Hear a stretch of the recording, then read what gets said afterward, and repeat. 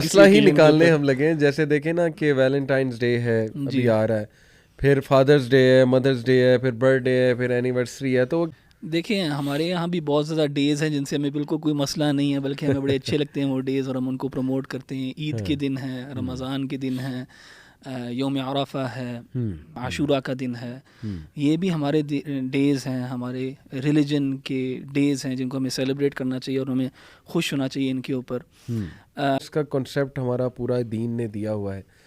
Plus relationships को बहुत ज़्यादा तवज्जो देने का हुक्म हमारे दीन में है। सिला रहमी का बहुत ज़्यादा हुक्म हमारे दीन में है।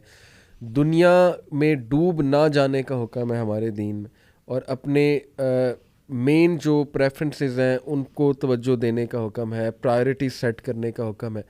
तो आई थिंक हमारी फ़िलॉसफी इतनी स्ट्रॉन्ग है कि अगर हम उस फ़िलॉसफी को फॉलो करें कि मुशाबहत अख्तियार करना, यानी रिजेम्बलेंस इख्तियार करना किसी भी कौम के साथ, किसी भी रिलीजन के साथ। मिसाल के तौर पे रसूलुल्लाह सल्लल्लाहु अलैहि वसल्लम ने ना एक स्टाइल से ना बाल काटने को मना फरमाया। सही, उसको कज़ा कहते हैं अरबी में। उसमें ये होता है कि आप अपना सर साइडों से शेव कर दें और बिल्कुल ऊपर जो है ना बीच में कुछ बाल छोड़ दें। ठीक है, साइडों से बाल बिल्कुल छोटे छोटे कर लें, बिल्कुल शेव कर लें, बहुत हल्के कर लें और बीच में छोड़ दें। सही।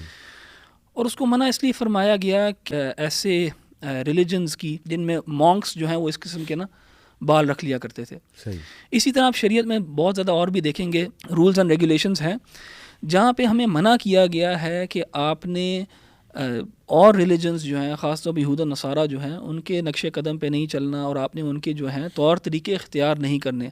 कुरान में भी इससे मना फरमाया गया है और आप सल्लल्लाहु अलैहि वसल्लम की अहादीस में भी। और आप शरीयत को जनरली भी देखेंगे ना तो शरीयत के अंदर को जनरली भी देखेंगे ना तो शरीयत के अंदर इसका एहतिमाम किया गया है कि अपनी आइडेंटिटी को आप ओन करें और उसको जो है एक्सप्रेस करें, और दूसरी आइडेंटिटीज़ जो हैं उनको एक तरह से रिजेक्ट करें। हमारा जो कलिमा है ला इलाहा इल्लल्लाह मुहम्मदुर रसूलुल्लाह, ला इलाहा के अंदर एक रिजेक्शन है।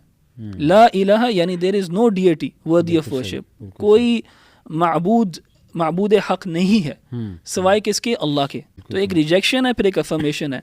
इसी तरह हमारे रिलीजन के अंदर भी हम रिजेक्ट करते हैं all other identities that go against our religion, or all other identities that are associated and specific to other religions.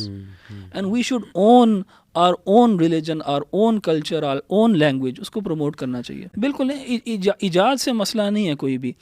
जो मैंने कहा ना, जो चीज़ें स्पेसिफिक हैं उनके रिलीजन के लिए, उनकी रिलीजियस प्रैक्टिसेस, रिलीजियस कल्चर से रिलेटेड है, स्पेसिफिकली रिलीजन के साथ ख़ास तौर पे कि उनके कोई रिलीजियस ट्रेडिशंस हैं, रिलीजियस एक्ट्स ऑफ वर्शिप हैं, रिलीजियस डेज़ हैं, ऐसे डेज़ हैं जिनके ओरिजिन्स हैं उनके रिलीजन के साथ जुड़े हुए। बेशक वो आज उस चेन ऑफ कॉजेशन के साथ जुड़े हुए ना हों, इतने स्ट्रॉन्ग ना हो, तब्दील हो गए हों, इवॉल्व हो गए हों। लेकिन देखिए आप और मैं आज ये बातें क्यों कर रहे हैं?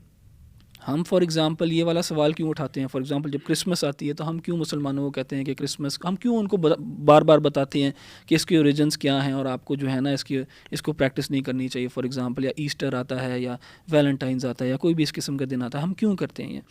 उसकी वजह यह है कि अनफॉर्चुनेटली मुसलमानों ने या हमारे यहाँ जो हम देखते हैं, people have taken these things at the expense कि हमारी अपनी लैंग्वेज जो है वो ख़त्म होती जा रही है, हमारी अपनी ज़बान जो है वो उसका जो है ना डाउनफॉल आ रहा है। तो ये this is the cause for concern. और ये कंसर्न जो है ना, ये as a society, as a nation हमें होना चाहिए कि हमें we should revive our own identity, our own language, culture, religion. इसमें प्राइड फील करनी चाहिए। तो हम तो वी वांट के people should feel proud about where they come from themselves, rather than try to be like the other person. I think it has put some extra burden on people कि वो दूसरों को please करने के लिए या दूसरों के इवेंट्स ऑर्गेनाइज करने के लिए अपनी जान लिटरली मतलब इतनी एनर्जीज लगा देते हैं, और at the end of the day फिर भी शिकायत आ रही होती हैं कि आपने ये नहीं किया, आपने ऐसे नहीं किया, ये मिस कर दिया, वो मिस कर दिया। I think it has set a very negative trend, especially in our culture, जहाँ पहले ही बहुत ज़्यादा शो ऑफ है। तो बच्चे ना शिकायत from themselves rather than try to be like the other person. Coexistence, आप आप अपना बन के खुद बन के जो आप हैं उसको प्रैक्टिस करके you can coexist with the other person as well. ज़रूरी तो नहीं है ना कि आप उनके रिलीजियस फेस्टिवल वाले दिन ही को एग्जिस्टेंस शो करें और बाकी डेज आप एब्सेंट रहें। बिल्कुल, बाकी डेज आपका बिहेवियर ही कुछ और है उनके साथ। तो ये जो बर्थडेज़ की आपने बात की, एनिवर्सरीज़ की, अनफॉर्चुनेटली ये क्राइटेरिया बन चुका है कि इस जो भी बर्थडे मेरी सेलिब्रेट करेगा इसका मतलब पहले ही बहुत ज़्यादा शो ऑफ है। तो बच्चे ना शिकायत कर रहे होते हैं पेरेंट्स से कि आपने उसकी तो ऐसे मनाई थी बर्थडे, मेरी ऐसे क्यों नहीं मनाई, मेरी भी इस लेवल की होनी चाहिए। या एनिवर्सरी जो मनाई जाती है तो वो भी अगर ना मनाई जाए तो कपल्स डिप्रेशन में, मतलब वाइफ्स डिप्रेशन में चली जाती हैं कि ये बंदा मुझसे मोहब्बत ही नहीं करता है, यानी ये बंदा मुझे ना कंग्रेचुलेट कर रहा है ना उसको कमेमोरेट कर रहा है इस इवेंट को। आई थिंक कि अगर हम सहाबा की लाइफ देखें तो उनके पास इतनी स्ट्रॉन्ग फ़िलॉसफी थी, इतनी स्ट्रॉन्ग फ़िलॉसफी थी कि इन सारी चीज़ों की को साबित करने के लिए अपनी सिंसेरिटी को, रिलेशनशिप को, उनको इन इवेंट्स की ज़रूरत ही नहीं थी क्योंकि they were so sure about their philosophy and vision and purpose of life कि दे न्यू के मैरिज का एक ख़ास मकसद है and ultimately our goal is जन्नत, we have to reach there. तो उसके लिए ज़रूरी नहीं है कि इन इवेंट्स का सहारा लिया जाए। अल्लाह की तरफ से मोहब्बत है, अल्लाह ताला की तरफ से बरकत है और नबी सल्लल्लाहु अलैहि वसल्लम की सुन्नत फॉलो इंसान की कामयाबी है क्योंकि दिलों के हाल जो दिलों के कंट्रोल अल्लाह सुब्हानहू व तआला की 2 उंगलियों के दरमियान है। तो ये सारे मामलात अल्लाह सुब्हानहू व तआला ने चलाने हैं, तो हम अल्लाह को प्लीज़ करें मिल के, बजाय कि हम जो है वो इस तरह की चीज़ों में सहारा हासिल करें। लेकिन उसके अंदर लोगों के ऊपर एक प्रेशर आता है, मैं समझता हूँ उसके अंदर ना सिंसेरिटी भी कम होती है। आप देखेंगे अक्सर लोग ना बात करते हैं कि वो फलाने की बर्थडे है यार, जाके गिफ्ट भी लेना है यार यानी वो गिफ्ट भी देना जो है ना वो अब दिल से नहीं दिया जा रहा होता, वो है कि अच्छा यार ये आ गई तारीख, अच्छा यार अब गिफ्ट देना, ओहो यार अब क्या गिफ्ट दें। यानी वो एक जो है ना एक मसला खड़ा हो जाता है और फिर वो ऐसे जैसे ज़बरदस्ती अब गिफ्ट देना पड़ रहा है। तो obliged to give someone a gift when you don't your heart doesn't really want to give it, so that is a problem। इससे बेहतर नहीं है कि आप वैसे ही गिफ्ट का एक्सचेंज करना, रसूलुल्लाह सल्लल्लाहु अलैहि वसल्लम ने तो इनकरेज किया, हमारा दीन हमें इनकरेज करता है कि गिफ्ट शेयर करो एक दूसरे के साथ, एक दूसरे को तोहफे तोहफ़ दिया करो, इससे मोहब्बत बढ़ती है। और हम इसके कायल हैं गिफ्ट गिविंग की, you know the exchange of gifts, it increases love, it increases brotherhood, increases you know the hearts coming together। तो increases you know the hearts coming together।